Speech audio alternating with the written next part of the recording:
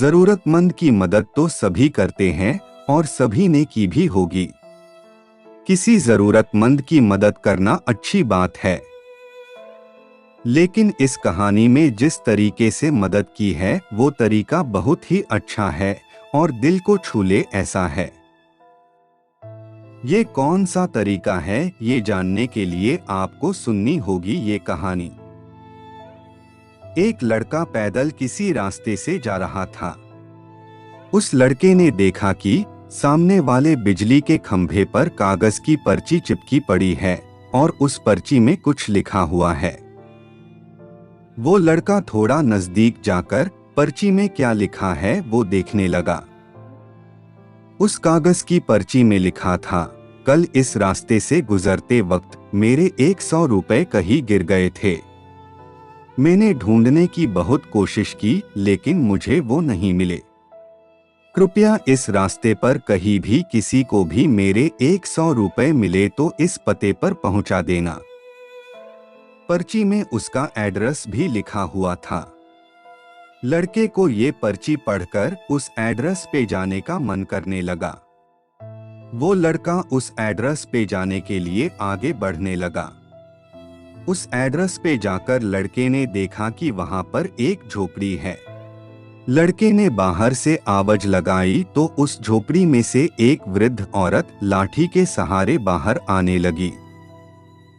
लड़के को पता चल गया कि वो वृद्ध औरत सिर्फ अकेली ही इस झोपड़ी में रहती है। वो लड़के ने उस वृद्ध औरत से कहा कि माँ जी, आपके 100 रुपए जो गिर गए थे वो मुझे मिले हैं, ये रहे आपके 100 रुपए।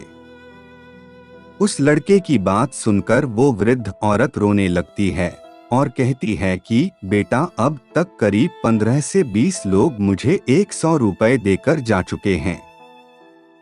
बेटा, मुझे ठीक से दिखाई भी नहीं देता है और मुझे पढ़ना लिखना भी नहीं आता है।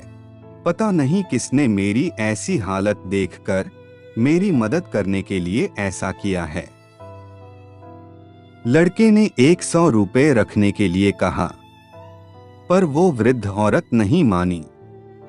लड़के के बहुत आग्रह करने के बाद आखिर में वो वृद्ध औरत मान जाती है, लेकिन वो उस लड़के से कहती है कि तुम जाते वक्त वो पर्ची वहां से फाड़ कर फेंक देना। मुझे पता नहीं कि किसने मेरे पे तरस खाकर ऐसा किया है।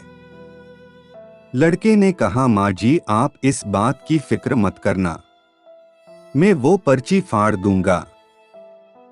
अब वो लड़का उस वृद्ध औरत के घर से निकल जाता है। थोड़ी देर चलने के बाद उस लड़के ने सोचा कि आखिर मुझसे पहले आए हुए उन 15 से 20 लोगों को भी इस माँ जी ने वो पर्ची फाड़ने को कहा होगा, लेकिन उनमें से किसी ने भी वो पर्ची को नहीं फाड़ा। तो फिर मैं क्यों फाड़ दूं? वो लड़का उस पर्ची को बिना फाड़े ही वहां से चला जाता है।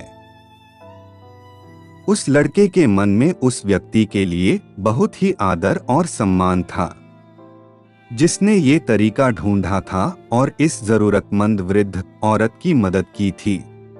मोरल स्टोरी, हमारे मन में सिर्फ किसी जरूरतमंद की मदद करने की इच्छा होनी चाहिए, क्योंकि मदद करने के तो बहुत सारे तरीके होते हैं।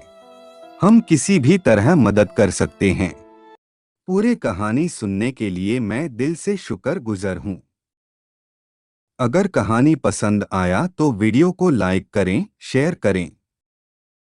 ऐसा दिल भरी कहानी सुनने के लिए चैनल को सब्सक्राइब करना ना भूलें। धन्यवाद।